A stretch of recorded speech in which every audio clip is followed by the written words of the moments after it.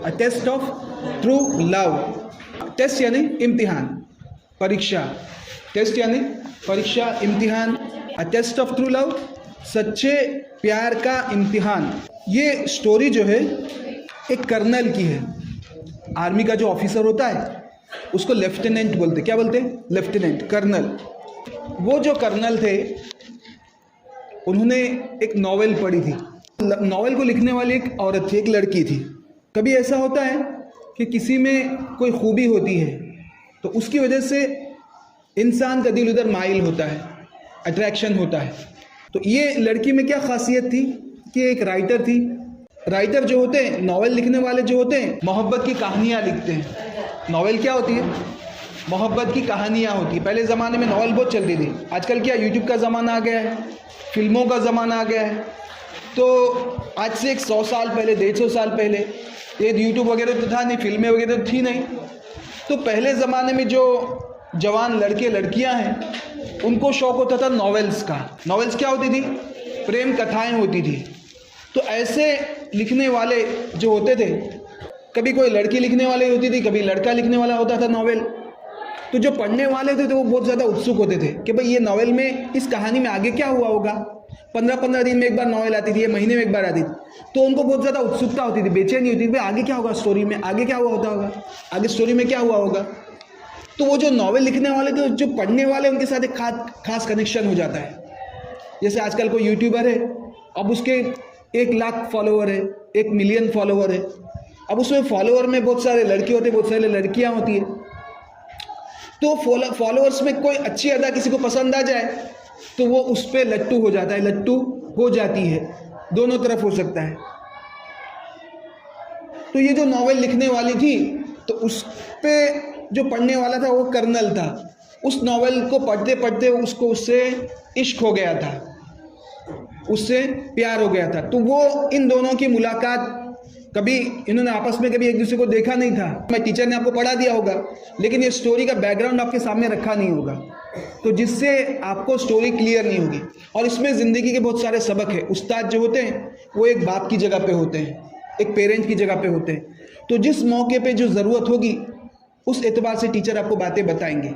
कुछ बातें ऐसी होती हैं जो आपके फादर, आपके मदर आपके सामने खुल के नहीं रख सकते।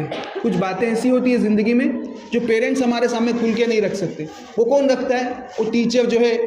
टीचर का काम क्या होता है? बच्चों की तरबियत करना, बच्चों का दिमाग बनाना, बच्चों की मेंटालिटी बनाना, उनका जहन बनाना। अब इसको ऐसे ही प्रेम कहानी के तौर पे आपके सामने पढ़ा दूंगा मैं। जैसे वो कच्छ और देवयानी की कहानी थी, तो उसमें बहुत सारे मॉरल्स आपके सामने रखे थे मैंने। जब किसी को किसी से प्यार हो जाता है तो क्या होता है? तो मजनू बन जाता है। तो खाते पीते उठते बैठते बस वही चेहरा घूमते रहता है। मजनू जो था उसका असल नाम था कैस। क्या नाम था? कैस। लेकिन और बहुत सलाहियत वाला आदमी था। मजनू कौन था? उसे बहुत काबिलियत थी। उस ज़माने बहुत बड़े बुजुर्ग थे, जुनैद बगदादी रहमतुल्लाह अलैह।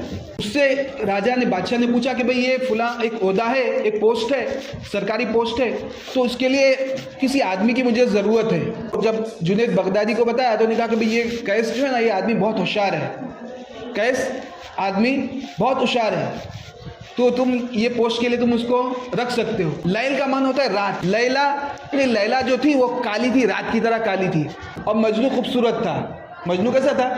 खूबसूरत था। अब देखो तुम्हारा इंटरेस्ट आया ना। तो उस्ताद का काम क्या होता है कि मौका महल देखकर चौका मारते हैं, मौका देखकर चौका मारते हैं। तो लैला कैसी थी? एकदम काली थी, काली कलोटी। और मजनू कैसा था? वो खूबसूरत था। अब किसी ने मजनू से पूछा, भाई लैला तो इतनी काली काली है, हमारा दिल उस पर किस तरह आ गया? तो उसने क्या जवाब दिया कि भाई लैला को देखने के लिए तुम्हें मेरी आंखें चाहिए। कहावत है, भाई लैला को देखने के लिए मजनू की आंखें चाहिए। लैला को देखने के लिए मजनू की आंखें चाहिए। जब आदमी को किसी से मोहब्बत हो जाती है, इश्क हो जाता है, तो दिमाग क्या हो जाता है? गुल हो जाता है। दिमाग की बत्ती गुल हो जाती है। तो इसलिए ये जो इश्क मजाजी है, किसी मखलूक से प्यार हो जाना, किसी मखलूक से मोहब्बत हो जाना, ये अज़ाब इलाही है, अल्लाह की सज़ा है। अब मैं पॉइंट पे आ रहा हूँ। पहले तो आपको लैला मजनू का किस्सा बता के थोड़ा आप लोग थोड़ा इधर मुतवज्जो हो गए। तो इश्क मजाजी जो है अज़ाब इलाही है, अज़ाब इलाही है। तो उसमें बहुत सारे काम इंसान करने के काम नहीं होते, आदमी पागल हो जाता है। गालिब का शेर है, इस इश्क ने हमको निकम्मा कर दिया गालिब, वरना हम भी आदमी थे काम के। यानी काम के आदमी जितने भी होते हैं, जब कोई पागलपन उनके दिमाग पर सवार हो जाता है, इश्क मजाजी सवार हो जाती है, तो सलाहियत पूरी गुल हो जाती है। उसका एंटीडोट क्या है, उसका इलाज क्या है कि आदमी अपनी नज़रों की हिफाजत करे। आप लोग क्या है, कोई एजुकेशन में हो, इधर लड़के इधर लड़कियां, इधर लड़के इधर लड़कियां, बीच में लड़कियां, आजू बाजू लड़के। अच्छा इलाज क्या है, अपनी नज़रों की हिफाजत करें। ज़रूरत ना हो तो बात ना करें। बात से बात बनती है, बात आगे बढ़ती है। इसलिए अपनी नज़रों की हिफाजत करें, अपने दिल को पाक रखें। दिल जो होता है वो एक आईने की तरह होता है। आईने पे अगर आप थोड़ा स्याही मारोगे तो उतना हिस्सा उसका ब्लैक हो जाएगा। स्याही यानी कलर मारोगे, ब्लैक कलर, तो और फिर से स्याही मारोगे। पहले ज़माने में इंक पेन से लोग लिखते थे, तो एक बार इंक मारोगे तो इतना डॉट पड़ेगा, फिर दूसरी बार मारोगे फिर से डॉट पड़ेगा, फिर से तीसरी बार, तो होते होते आप बार बार मारते रहोगे डॉट्स, तो एक वक्त आएगा कि पूरा आईना ब्लैक हो जाएगा। तो करना क्या है कि दिल भी एक आईना है, दिल भी क्या है, इंसान का एक आईना है।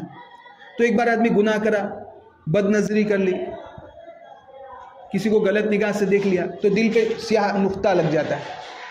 फिर से बदनजरी की, फिर से स्याह नुक्ता लगता है। होते होते दिल पूरा काला हो जाता है। उसका इलाज क्या है कि अल्लाह से तौबा करें कि अल्लाह मुझसे बदनजरी हो गई, मेरे से गुनाह हो गया, आप माफ़ कर दीजिए।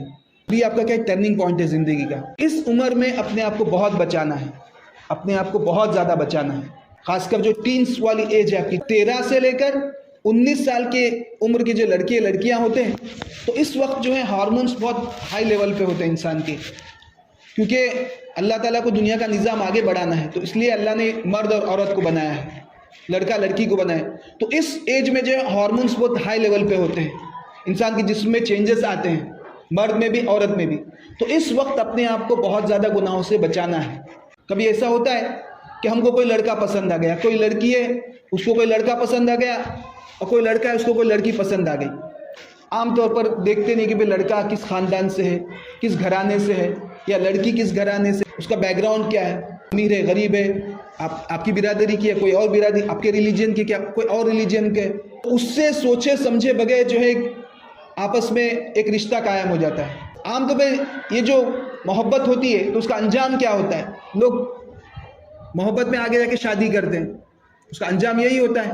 तो सोचा समझा जो प्यार होता है वो आम तौर पर वो मुकम्मल नहीं होता। लड़के लड़की दोनों एक लेवल पे जाकर पछताते हैं। कभी ऐसा होता है कि लड़का भी, उसकी कमाई भी शुरू नहीं हुई और उससे पहले जो है किसी से प्यार हो गया। अब आगे किस तरह होगा, अभी उसका ज़िंदगी में सेटल भी नहीं हुआ है लड़का, उसे कमाने के ठिकाने नहीं, घर के ठिकाने नहीं है। लड़की वाले आमतौर पे क्या करते हैं, भाई देखते कि भाई लड़का कमाता कि नहीं है, लड़के का अखलाक कैसे, गुटखा उटका तो नहीं खाता है, और कुछ चक्कर वाला चालू लड़का तो नहीं है। लड़के वाले भी देखते भाई लड़की कैसी है, पूरा उसका बायोडाटा लेते, भाई लड़की की उम्र क्या है, उसका बैकग्राउंड क्या है, उसके घर वाले कैसे है। लड़की अच्छी है लेकिन घर वाले अच्छे नहीं है, तो लड़का अच्छा है लेकिन घर वाले अच्छे नहीं है, तो सिर्फ पसंद कर लेने से एक दूसरे को मामला आगे नहीं बढ़ता। ज़िंदगी में बहुत सारी चीज़ें देखनी पड़ती है। इसलिए ये काम कौन अच्छी तरह कर सकते हैं, पेरेंट्स, हमारे वालिदैन ये काम अच्छी तरह कर सकते हैं।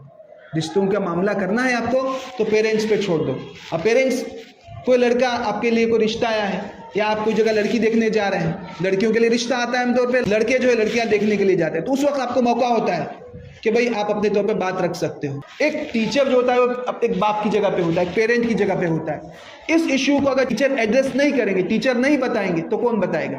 ज़िंदगी में हमसे गलतियाँ हो सकती है, तो हमें ये सोच नहीं होती। वो सोच कब आती है, जब हमारी शादियाँ हो जाती है, जब हम थोड़े कुछ आगे बढ़ जाते हैं रिश्तों में, उसके बाद हमें अक्ल आती है कि भाई हमने ये फुला गलती की है।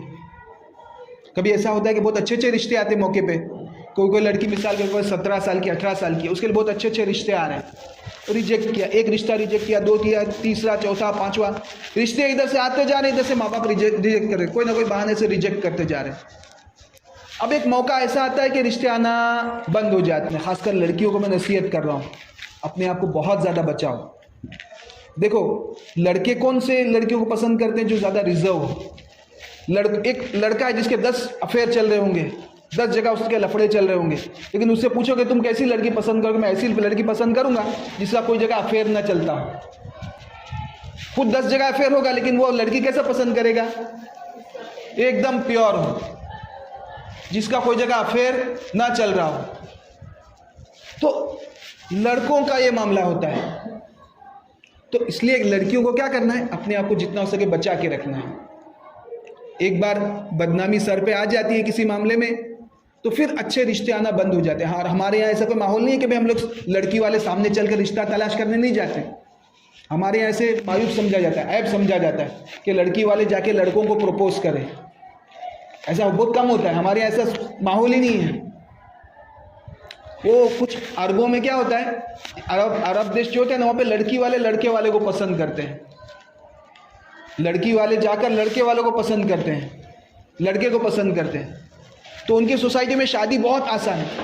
अरब की सोसाइटी में शादियाँ बहुत आसान। हमारे यहाँ XYZ कुछ भी करना हो तो वो आसान है, शादियाँ मुश्किल हो गई हैं। लड़की वालों को कोई खर्चा नहीं है शादी में, जितना खर्चा है वो सब लड़के वालों पे है। पूरा खर्चा किस पे है, लड़के वालों। दहेज का कोई रिवाज ही नहीं है इस्लाम में, बारात का कोई रिवाज ही नहीं है, बारात का कोई रिवाज इस्लाम में नहीं है। लड़के वालों की तरफ से दावत है, लड़की वालों की तरफ से कोई दावत नहीं है। तो लड़के वालों पे खर्चा है, लड़की वालों पे कोई खर्चा नहीं है। दहेज का मामला एकदम क्लियर, लड़की वालों को कोई दहेज देना नहीं है। इस्लाम में दहेज का कोई रिवाज ही नहीं है। तो शादियाँ जो है हमने मुश्किल कर दी है। इसके अपोजिट अफेयर्स जो है बिल्कुल आसान हो गए हैं। गर्लफ्रेंड बनाना है, बॉयफ्रेंड बनाना है, ये आसान हो गया कल्चर। तो इसमें नुकसान क्या होता है, लड़के जो है किसी का ज़िंदगी भर खर्चा उठाने के लिए तैयार नहीं है। बॉयफ्रेंड गर्लफ्रेंड वाले कल्चर में क्या है, लड़के पूरी ज़िंदगी के लिए किसी लड़की का खर्चा उठाने के लिए तैयार नहीं। हमारी जो सोसाइटी है, इंडियन सोसाइटी है, तो इसमें अल्हम्दुलिल्लाह माहौल नहीं है। लड़का जो है जब शादी करता है तो पूरी ज़िंदगी भर हर खर्चा लड़की का उठाने के लिए तैयार होता है, और दिल से उठाता है, दिल से लड़की का पूरा खर्चा उठाता है। इसलिए मैं लड़कियों को नसीहत करता हूँ कि भाई तुम लोग 10th तक पढ़ रहे हो, पढ़ लो, पूरा कर लो। उसके बाद कमाई के चक्कर में मत जाओ, कमाई के चक्कर में मत जाओ। आगे क्या होगा, माहौल गंदा है। जो को एजुकेशन में हम लोग पढ़ रहे हैं, लड़के लड़कियां साथ में पढ़ रहे हैं, एक वक्त आएगा कि अपने आप को पाक रखना मुश्किल हो जाएगा। आप घर की 4 दीवारी तक रहोगे और घर पे बैठे बैठे ऑनलाइन बहुत सारे कोर्सेस हैं, वो आप करो, उसमें आपके लिए आगे स्कोप्स है। आजकल जो यूट्यूब से आप बहुत कुछ कर सकते हो, जो भी कोर्स करना है आपको यूट्यूब से पूरा कोर्स मिलेगा। सिर्फ एग्जाम देने के लिए चले जाओ। जितना अपने आप को रिजर्व रखोगे, अपने आप को गंदगी से बचाओगे, बॉयफ्रेंड गर्लफ्रेंड के कल्चर से अपने आप को बचाओगे, फिर आपकी ज़िंदगी आगे की उतनी आसान होगी। इससे आपकी घरेलू ज़िंदगी अच्छी रहेगी। लड़की का काम सबसे बड़ा क्या है, लड़कियों का काम सबसे बड़ा क्या है, अपने घर को संभालना, घर में घर का कामकाज संभालना, बच्चों की तरबियत करना, ये सबसे बड़ा काम है। पूरी सोसाइटी को बनाने में लड़कियों का, औरतों का किरदार, औरतों का रोल सबसे बड़ा है। बच्चों का पहला मदरसा होता है माँ की गोद। अगर माँ नेक होगी तो आगे पूरी सोसाइटी नेक होगी। माँ अपने आप को गुनाहों से बचाएगी। बोलते हैं एक बच्चा माँ के पेट में था, लेकिन जब उसकी विलादत हुई, जब वो बच्चा पैदा हुआ तो कुरान का हाफिज़ निकला हो। तो क्या था कि माँ जो पढ़ती है उसका असर बच्चों पे होता है। अगर माँ नेक होगी, अगर वो बैठे बैठे यूट्यूब में गंदी गंदी चीज़ें देखेगी तो बच्चों पे उसका असर होगा। अगर माँ कुरान की तिलावत करेगी उसका असर बच्चों पे होगा। तो ये सबसे बड़ा काम हमारा क्या है, औरतों का, सोसाइटी को नेक बनाना, सोसाइटी को ले घरेलू ज़िंदगी संभालना। आदमी पूरा दिन भर कमा के आया है, घर पे आएगा तो घर पे उसे सुकून चाहिए। होता क्या है कि आदमी 50,000 रुपये कमा रहा है, जब वो घर पे आ रहा है तो घर पे बच्चा इधर घुसा हुआ है मोबाइल में, बीवी इधर घुसी हुई है, कोई पूछने वाला नहीं है। बीवी अपने मोबाइल में घुसी हुई है, शौहर अपने मोबाइल में घुसा हुआ है। खाना टेबल पे रख दिया गया है और बीवी नौकरी के लिए गई है तो फ़ोन करके आते आते होटल से कुछ लेके आ जाएगी। वो जो मोहब्बत थी, मोहब्बत से अपने बच्चों के लिए कुछ बनाना, शौहर के लिए कुछ बनाना, तो मोहब्बत से जो चीज़ बनाई जाती है उसमें सामने मोहब्बत पैदा होती है बच्चों के दिलों में। आप घर गए और वालिदा ने, मम्मी ने आपके लिए अच्छा सा अपने हाथ से कुछ बना के खिलाया आपको, तो आपको क्या, मम्मी की मोहब्बत दिल में आएगी, मम्मी की मोहब्बत, पापा की मोहब्बत दिल में आएगी। अब वही बाहर से कुछ खरीद के लेके आ गए, तो उसमें सब कुछ होगा, टेस्ट तो होगा, लेकिन अंदर मोहब्बत वाली आमेजिश, मोहब्बत वाला मिक्सचर नहीं होगा। समझ में आ रही बात मैं क्या कहना चाह रहा हूँ? ऊपर से तो नहीं जा रहा है ना? हाँ, ये मैं क्या बातें बता रहा हूँ, ये ज़िंदगी में आपको काम की बातें हैं। साइंस आप पढ़ लोगे, मैथ्स पढ़ लोगे, इंग्लिश पढ़ लोगे आप, लेकिन ज़िंदगी में हमें सही गाइडेंस देने वाला कोई होना चाहिए। हम इंसान बने, हम नेक आदमी बने, नेक औरत बने, नेक लड़की बने, क्योंकि एक वक्त आएगा कि हमारा दुनिया का सफ़र पूरा होगा, हम एक दिन अपने मालिक के पास लौटने वाले हैं। तो ऐसा दिल लेकर जाएं जिस पर दाग ना हो, ऐसा दिल लेकर जाएं जो पाक सुथरा हो। अल्लाह ताला बोलेंगे मैं तेरे को साफ़ सुथरा दिल दिया था, तो तूने अपना दिल मैला करके आया है। तो अपने दिल को गुनाहों से बचा के लेके जाना है। हमें एक दिन अपने रब के पास लौटना है, तो इस हालत में लौटें कि अल्लाह हमसे राज़ी हो चुका हो, अल्लाह के नबी हमसे राज़ी हो चुके हो। तो ये जो स्टोरी है एक लव स्टोरी है, वो असल में इसका आपको एंटीडोट दे रहा हूँ। सबक शुरू होने से पहले इसको एंटीडोट आपके सामने रख दिया है। कोई बीमारी हो, मिसाल के तौर पर किसी को पोलियो होने वाला है, तो डॉक्टर क्या करते हैं, उससे पहले उसका इंजेक्शन देते हैं पोलियो का, ताकि आगे चल के उसको पोलियो ना हो जाए। जैसे मेरा बच्चा है, तो उसको बीच में एक बीमारी हो गई थी, अच्छा बड़े बोलते हैं उसको गुजराती में, तो उसको अच्छा बड़े हो गए थे। तो मेरा जो बड़ा लड़का है अहमद, उसको हमने एंटीडोट दिया था, इंजेक्शन दिया था, अच्छा बड़े होने से पहले जो है उसको इंजेक्शन दिया था। तो उसकी वजह से वो बीमारी आई और चले गई, पता भी नहीं चला। लेकिन छोटे बच्चे को हमने एंटीडोट नहीं दिया था, इंजेक्शन पहले से नहीं दिया था, वैक्सीन नहीं दी थी पहले से, तो उसको अचानक उसको अच्छा बड़े हो गए और हमको पता भी नहीं चला। और यहाँ सरकारी दवाखाने में ले गए, तो यहाँ पे ऊँट डॉक्टर है सब, कि नीम डॉक्टर है, यानी अधूरे डॉक्टर है। तो वो डॉक्टर यहाँ पे एक है, नाम नहीं लूँगा, वो क्या बोल रहा था, तुम्हारे छोकरे को डेंगू हो गया। बोले क्या हो गया? डेंगू हो गया। अब उसने बॉटल चढ़ाई ग्लूकोज की। सुनने की बात है, ये चीज़ें आपको ज़िंदगी में काम आएगी। उस्ताद अपने तजुर्बे आपके सामने रखते, टीचर आपके सामने अपने तजुर्बे रखते हैं, तो उससे आपको ज़िंदगी में काम आएगा। तो उसने बॉटल चढ़ाई, तो बॉटल का जो कतरे गिरे थे ग्लूकोज की बॉटल के, वो यानी आधी मिनट में एक कतरा गिर रहा था। जब मैंने देखा तो मैंने डॉक्टर को, ये कितना धीमे धीमे आपने रखा है, तो इसकी ज़रा स्पीड बढ़ा दो। तो वो क्या होता है, एज के एतबार से, उम्र के एतबार से जो है ड्रॉप्स डालते हैं वो लोग। वो जो स्पीड जो होती है ड्रॉप गिरने की, वो आगे पीछे करने के लिए ऊपर एक बटन होता है। तो अगर स्पीड बढ़ाते तो कतरे टप टप टप टप टप टप जल्दी जल्दी गिरते हैं। स्पीड कम होती है तो थोड़ी थोड़ी देर में कतरा गिरता है। तो मैंने कहा कि कितना स्लो रखा आपने, इसकी ज़रा स्पीड बढ़ा दो। नहीं तो उसने क्या हमको, नहीं वो बच्चे के हिसाब से इतनी स्पीड रखनी पड़ती है। बोले कह तो दे दिया मुझे उसने, फिर क्या किया उसने, स्पीड बढ़ा डाली। कह दिया उसने मुझे, फिर स्पीड बढ़ा दी। अब स्पीड जैसे बढ़ाई तो बच्चे को वॉमिटिंग शुरू हो गई, एक के बाद एक वॉमिटिंग शुरू हो गई। हम लोग घबरा गए और फिर उसको लेकर भागना पड़ा बड़ौदा।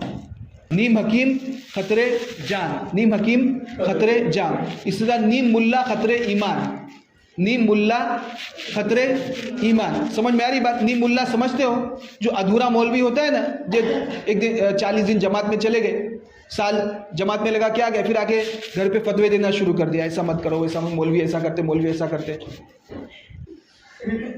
मसले मसाइल मालूम नहीं था, वो बक करना शुरू कर दी। तो नीम मुल्ला खतरे ईमान, वो क्या फतवे देना शुरू कर देते हैं। नीम मुल्ला क्या करते हैं, फतवे देना शुरू कर दे। तो बात कहाँ पे से बात निकली थी, एंटीडोट, बात चल रही थी एंटीडोट। बीमारी होने से पहले उसका इंजेक्शन दे दिया जाता है, तो आगे बीमारी है, लव स्टोरी है, तो उससे पहले मैं आपको एंटीडोट दे रहा हूँ, उसका इलाज दे रहा हूँ, बीमारी से पहले आपके सामने इलाज पेश कर रहा हूँ। चलो अब बीमारी शुरू करते हैं।